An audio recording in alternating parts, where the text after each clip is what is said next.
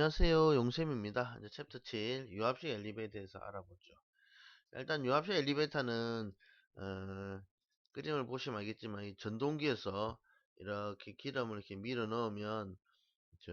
실린더에 기름이 꽉 차니까 플런저를 밀어 올리겠죠. 밀어 올리면 위에 있는 카가 그죠? 위아래로 이렇게 움직이게 되겠죠. 이런 구조예요. 그래서 우리가 주사기는 이렇게 사람이 이렇게 누르면 안에 있는 액체가 이렇게 나오잖아요. 그죠? 역으로 이제 안에다 액체를 넣으면 주사기가 뒤로 밀리겠죠. 그런 구조라 생각하시면 돼요. 그죠? 자, 그러면 우리 원리는 어, 기름을 여기는 작동류라고 되어 있죠. 그렇죠? 그래서 작동류를 압력을 이용해서 주사기가 실린더를 보내거나 빼내서 플런저, 우리 주사기 보면 안에 들어있는 피스톤 있죠. 그거를 작동시켜서 칼을 올리고 내리는 방식이다 이렇게 됩니다. 작동용 온도가 시험에 나온 게 아마 있죠. 근데 새로 바뀌고 나서도 계속 나올지는 모르겠습니다만 참고로 한번 보시고 일단은 장단점이 나오죠. 유압식의 장점, 단점이 있습니다. 일단 기계실이 보통 이제 우리 로프식 같은 경우는 위쪽에 많이 있는 편이고 그렇대죠. 그 다음에 위쪽에 건물 하중에 위에다가 이렇게 그 균형추하고 칼을 도르래 이용해서 천장에다 붙여놓은 구조잖아요. 그렇죠? 그러니까 건물 자체가 이 칸 무게하고 균형추 무게를 이렇게 받치고 있는 구조이기 때문에 하중이 많이 걸리는 반면에 유압식은 그런 게 없죠. 일단 기계실이 위에 갈 필요도 없고 그 다음에 건물 최상층에 하중이 걸리지 않죠. 그래서 요런 특징이 있구나. 그렇죠? 요런 두 가지. 그 다음에 승강로 상부 여유거리가 짧아도 되겠죠. 왜? 로프하고 그런 게 없으니까. 그 다음에 단점은 이게 이제 제일 큰데 균형추가 없어요. 그쵸? 그러니까 만약에 칸 무게가 100이다 이러면 실린더로 이 100이라는 무게를 다 꼬집어 올리는 방식이겠죠. 우리가 로프를 쓰는 균형추를 쓰는 이유가 균형추하고 그 카에 의해서 무게를 반반씩 분담해주면 그쵸? 도르래에서는 그 반에 해당하는 그 무게만 감당하면 된다 했죠. 그런 특징이 있고 그 다음에 피스톤이 우리 주사기에 있는 피스톤을 갖다 눌러면 알겠지만 누르는 길이와 나오는 길이가 한정돼 있죠. 그러니까 속도하고 행정 거리가 무한히 상당히 큰 폭으로 늘리거나 그런 게 힘들다는 거죠. 그렇죠. 그 다음에 공회전 방향치가 필요합니다. 압력 때문에도 그렇고 공기 유입도 그렇고 뭐 여러 가지가 있겠죠. 자, 일단은 첫 번째 특징으로 틀린 걸 물었는데 일단은 기계실을 승강으로 떨어져서 설치할 수가 있겠죠.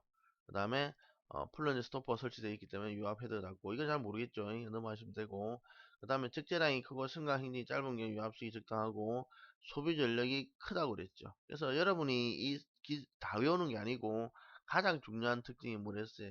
그렇죠. 얘는 균형추가 없기 때문에 단점 중에서는 어, 전력 소비가 크다는 거죠. 그 정도만 이해하면 되고 그 다음에 오일의 온도가 여기 시험에 나오는데 5에서 60도입니다. 그래서 이거 어렵지 않을 거예요. 보기가 말도 안 되는 온도들이 많이 나가지고 그렇죠. 그래서 한번 외워보시고 그 다음에 이제 종류인데 직접식은 그냥 바로 실린더 위에다 칼을 얹어 놓은 구조고 간접식은 이 로프식하고 짬뽕이 돼 있죠. 그렇죠. 그래서 실린더를 올리면 로프와 같이 이 도르래 같이 움직이는 구조죠. 반면에 펜더그래프식은 이거 뭐라 불러야 되는 거를 자원 이렇게 생겼습니다. 그래서 보시고 일단 직접식 엘리베이터는 그러니까 직접식 엘리베이터는 밑에 뭐가 있어요? 실린더가 있다 보니까 얘가 추락할 가능성이 있어요, 없어요? 거의 없겠죠. 왜 실린더 자체 기름이 들어있으니까 여기 들어있는 기름 때문에 이 풀린저가 떨어 추락을 한데도 추락할 가능성이 거의 없겠죠. 그래서 설치하지 않아도 되더란 얘기죠. 그 다음에 실린더를 갖다가 땅에 파묻어야 되죠. 밑에 보시면. 그래서 설치가 좀 어렵죠. 땅을 파내야 되니까. 그 다음에 승강로 구조가 매우 간단하고 민의자가 되면 그다음에 그런 얘기고 반면에 간접식은 얘는 이제 추락할 수 있겠죠. 딱 봐도 알겠지만 얘가 떨어지는데 아무런 그 밑에 받치고 있는 게 없잖아요. 그렇죠? 그래서 비상정장치가 들어갑니다. 그래서 시험 문제에 직접식하고 비상정장치가 없는 걸 한 번씩 물어보기도 합니다. 그 다음에 얘는 또 실린더를 매설하지 않고 그쵸 할 수 있으니까 보관이 불필요한 장점이 있는 반면에 이게 이제 부하로 인한 바닥 치마 이게 착상이 상당히 이렇게 내려앉는 구조가 좀 돼. 그래서 그런 것도 참고로 한번 봐두시고 밑에 이 팬더그래프로 안 나옵니다. 이름만 기억하시면 되고. 자, 일단은 먼저 특징으로 간접식이 나왔는데 틀린 거죠. 틀린 거. 일단은 간접식은, 직접식은 땅이 파묻었는데 간접식은 안 파묻었으니까 실리는 점검 용이하겠죠. 그 다음에 비상정의장치는 직접식이 필요가 없었어요. 이런 게 시험에 잘 나와요. 다른 것보다. 그쵸? 그 다음에 보호관 자체가 땅에 파묻는 게 아니니까 필요가 없고, 그 다음에 수행하는 실는 수행가 더 커지게 되죠. 옆에 있는 실린간 간접식이 로프식과 같이 쓰게 되니까 더 많은 부분이 필요하더라. 그 다음에 유압식 구동 방식은 딱 봐도 알겠지만 직접 간접 팬더 그래프식 빼고 나면 답은 스크류식이겠죠. 뭐 이거는 뭐 봐도 금방 찾겠고.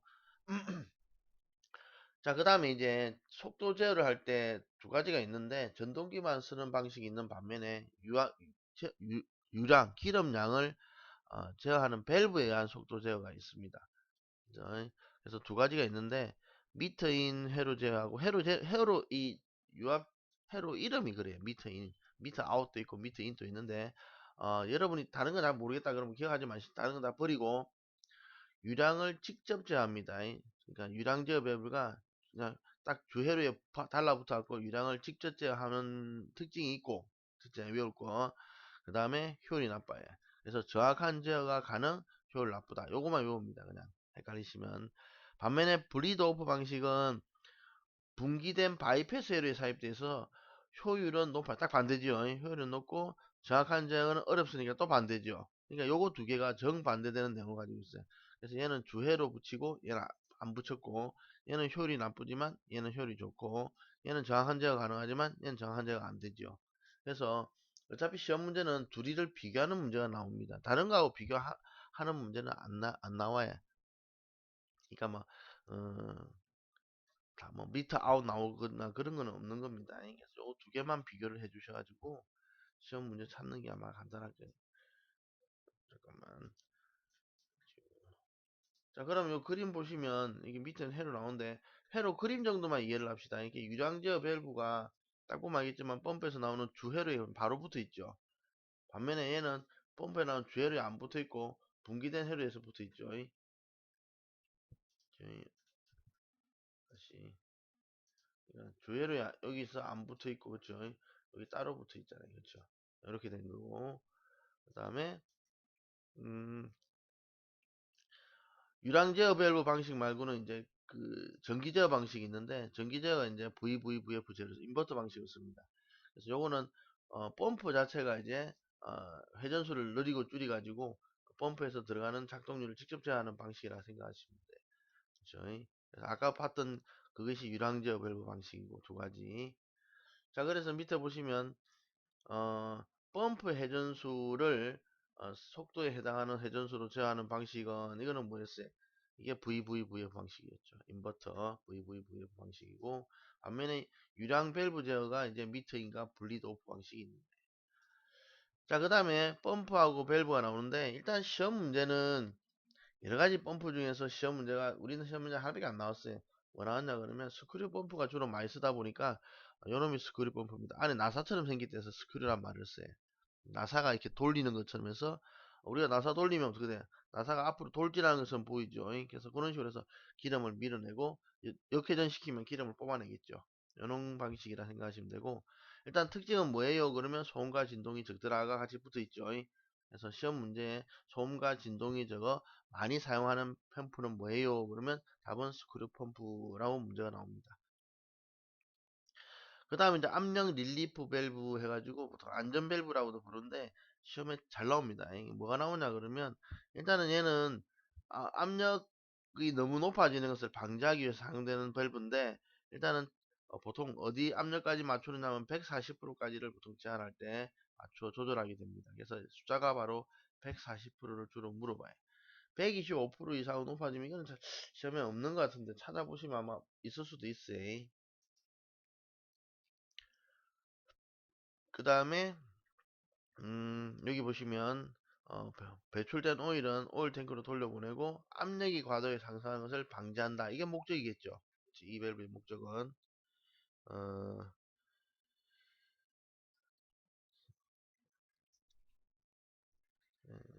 정말 위치까지는 나오지는 모르겠는데 위치는 뒤에서 한번 할 때 한번 정리를 한번 하죠. 이 펌프하고 체크 밸브 사이에 있어가지고 참고로 한번 보시고 그 다음 문제 유압 펌프에 관한 설명 중 틀린 것은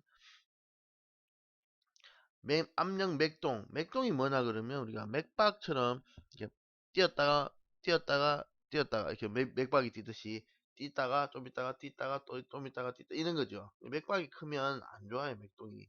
그래서 맥동은 작아야 되고 그 다음에 진동과 소음도 작아야 하며 일반적으로 스크류 펌프 많이 쓴 데 있죠. 그 다음에 펌프의 토출량 그렇죠. 기름이 많이 나오면 속도도 빨라지겠죠. 이런 얘기입니다. 그래서 답은 1번 되고 그 다음에 뭐 상승용 유량 제어 밸브는 그렇죠. 그래서 올라갈 때 제어하는 거 하강용도 있겠죠. 그 다음에 이제 시험에 나오는 게 이제 체크 밸브인데 얘는 시험 문제가 한쪽으로만 오일이 흐르게 합니다. 그러니까 기름이 일로 흐를 때는 흐르다가 이 뚜껑이 열려가지고 뚜껑이 열리는데 반대로 일로 기름이 들어오게 되면 뚜껑이 닫히면서 기름을 못 흐르게 하는 거예요. 그래서 보통 역방향으로는 저지 흐르지 못하게 막다 저지하다 하는 밸브다 해서 역저지 밸브라고도 부르는데 이름은 체크 밸브입니다. 그래서 여러분이 기억할 거는 한쪽 방향으로만 오일을 흐르게 하는 밸브다 생각하시면 되고 그 다음에 역할은 뭐냐 그러면 브레이크 역할은 전자 브레이크하고 비슷하죠. 그러니까 한쪽으로 쭉 흐르다가 뒤로 밀릴 때 얘가 뚜껑을 딱 잘라버리면 그 기름이 안 내려가니까 밀리지 않겠죠. 그래서 전자 브레이크와 유사한 기능을 하더라 이렇게 됩니다. 그렇죠? 아까 앞에 보면 알겠지만 릴리브 밸브가 이 체크 밸브하고 펌프 사이에 설치되죠. 앞에 보시면 펌프와 체크 밸브 사이에 설치됩니다. 누가? 릴리프 안전 밸브가. 그런데 이 체크 밸브는 펌프와 차단 밸브 사이에 설치되니까 순서가 어떻게 돼? 펌프 있고 릴리프 있고 체크 있고 차단 밸브 있다는 뜻이죠. 이렇게 순서가 되는데 저는 기사 쪽에는 이 문제가 있더라고요. 참고로. 그 다음에 체크 밸브에 대한 설명 중 옳은 것은 하강시 유량을 제하는 밸브다. 하강 유량 제어 밸브겠지 이거는. 그 다음에 오일 압력 일정히 유지하는 밸브다. 이거 안전 밸브겠고 그 다음에 오일 방향을 한쪽으로만 흐르게 하는 밸브에 대해서 답은 3번이 되겠습니다. 그래서 어렵지 않죠. 어. 그 다음에 하강용 유량제 밸브는 하강시 유량을 제하는 밸브입니다. 그냥 읽어보시고 되고 만약에 얘는 또 하나가 더 있는데 하강시니까 만약에 운행을 멈췄을 때 층 사이에 그러면 얘를 수동식 하강 밸브 살짝 열어주면 얘가 기름이 빠져나오면서 천천히 내려오게 됩니다. 엘리베이터가. 그래서 하강시킬 때도 수동으로 열어서 천천히 내릴 수도 있더라 이렇게 돼요. 여기 이제 그 다음 나왔죠. 그래서 만약에 카가 청 중간에 정지할 경우에 점검자가 안전하게 하강하기 위해서 사용하는 밸브는 뭐다? 그렇죠. 하강용 유량제 밸브 이렇게 되겠죠. 이런 문제 어렵지 않습니다. 그냥 보시고 문제만 읽어봐도 답은 쓸 수 있어요. 그 다음에 이제 시험에 되게 잘 나온 것 중 하나가 이 스톱 밸브입니다. 스톱은 말 그대로 멈추다는 뜻이잖아요. 멈추. 그래서 뭐 할 때 멈춥니까? 그러면 그렇죠. 정비하거나 수리할 때는 당연히 꺼줘야 되죠. 그래서 이걸 아예 멈추게 하는 밸브에서 보수, 점검, 수리 시 사용하고 다른 말로는 게이트, 그렇죠. 입구란 뜻이죠. 그렇죠. 그래서 입구에서 잠가버리면 움직이지 않겠죠. 그런 뜻으로 생각하시면 됩니다. 스톱 밸브는 주로 수동 조작 밸브고 주로 보수하거나 점검할 때 쓰더라. 그 다음에 럽처 밸브는 이게 압력 배관이 파손될 때 갑자기 속도가 빨라질 때 작동하는데 그러니까 급격한 하강을 방지하기 위해 사용하는 밸브가 럽처 밸브. 그 다음에 필터 같은 게 있죠. 우리가 필터 같은 경우는 뭐예요?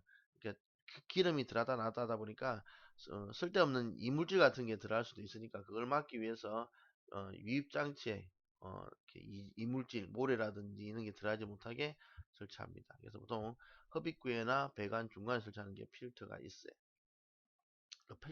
그다음 필터 이름이 아마 뒤쪽에 보면 하나 나오는 게 있는데 나중에 그 문제만 외우셔도 될 것 같아. 그 다음에 사일런스는 우리가 이름 그대로 읽으면 침묵이잖아. 침묵. 조용하다, 고요하다. 사일런스잖아요. 그렇죠? 그래서 조용하게 하는 장치입니다. 그래서 보통 자동차 머플러 보면 머플러 안 달고 다니는 오토바이 맞죠? 오토바이도 머플러 안 달면 오토바이가 바바바바바 하면 다니는 오토바이 있잖아요. 그러니까 폭주족 같은 애들 타고 다니는 오토바이 되겠죠. 애들만 타는 게 아니고 어른도 타죠. 폭주족 어른들이 타는 오토바이 같은 경우도 바바바바 머플러를 제거하면 굉장히 소리가 시끄럽습니다. 그래서 소리를 줄이는 역할을 하는 게 진동과 소음을 감소시키는 게 뭐다? 사일런스. 그래서 진동과 소음을 감소시키는 것은 뭐다? 사일런서 이렇게 보시면 되겠죠. 어려운 문제 아니니까 한 번씩 풀어보시면 될 거예요. 그 다음에 스트레이너는 아까 필터입니다. 필터. 그래서 흡입 측에 부착하는 게 있고 배관 중간에 부착하는 게 있죠. 그래서 흡입 측에 부착하는 것을 뭐라 부른다? 스트레이너라고 부르고 시험 문제 이거 하나 있어요. 오른쪽 그림 보면 금방 감 잡겠죠. 이게 피스톤이고 이게 주사기. 이게 주사기고 여기 주사기 입구. 그죠?